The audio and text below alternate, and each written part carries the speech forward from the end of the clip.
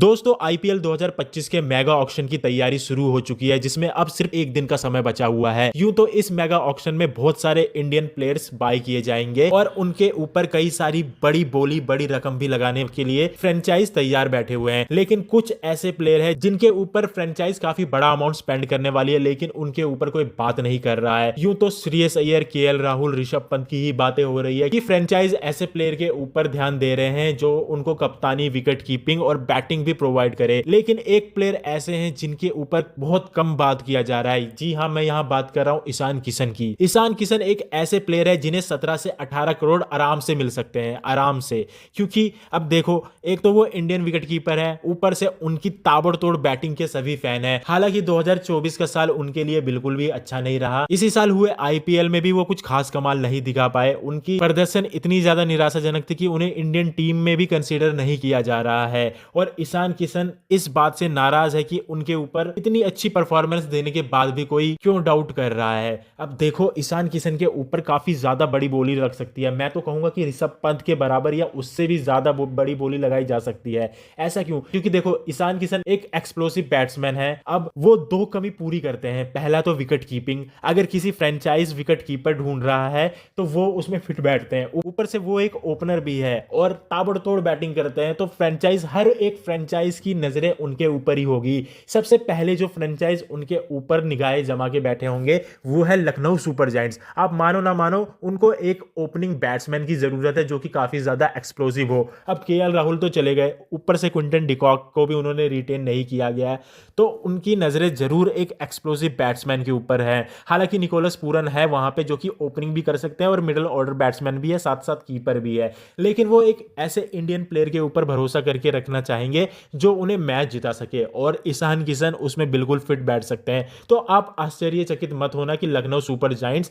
उनके ऊपर सबसे बड़ी बोली लगा दे। लखनऊ सुपर जायंट्स के अलावा गुजरात टाइटंस की भी नजरें उनके ऊपर है, क्योंकि उन्हें भी एक विकेट कीपर बैट्समैन की जरूरत है। ऊपर से शुभमन गिल के साथ उनकी काफी बनती है, तो वो चाहेंगे कि ईशान किशन भी गुजरात टाइटंस के बीच में आ जाए। वहीं केकेआर को भी एक एक्सप्लोसिव बैट्समैन की जरूरत है जो कि विकेट कीपर भी हो, क्योंकि उन्होंने इस साल जो 6 प्लेयर रिटेन किए हैं उसमें एक भी विकेट कीपर नहीं है। उन्होंने फिल साल्ट को भी जाने दिया है, तो वो भी चाहेंगे कि वो एक बड़ा अमाउंट ईशान किशन के लिए बचा के रखे। और उनकी पिछली फ्रेंचाइज मुंबई इंडियंस को भी एक कीपर बैट्समैन जो कि ओपनर भी हो उसकी भी जरूरत है, तो वो भी ईशान किशन को रिटेन करने की पूरी कोशिश करेंगे। हालांकि वो ऐसी टीम है जो ईशान किशन के ऊपर 15 करोड़ से ज्यादा स्पेंड नहीं करना चाहेगी, क्योंकि देखो, मुंबई इंडियंस के पास सारे हथियार है, एक से बढ़कर एक बल्लेबाज है। रोहित शर्मा है, सूर्य कुमार यादव है, हार्दिक पांड्या है, तिलक वर्मा है, एक बेहतरीन और देश का ही नहीं पूरे वर्ल्ड का नंबर 1 बॉलर भी है जसप्रीत बुमराह। लेकिन पिछले कुछ सालों से आप देख सकते होंगे कि मुंबई इंडियंस इतना अच्छा परफॉर्मेंस नहीं दे पा रही है,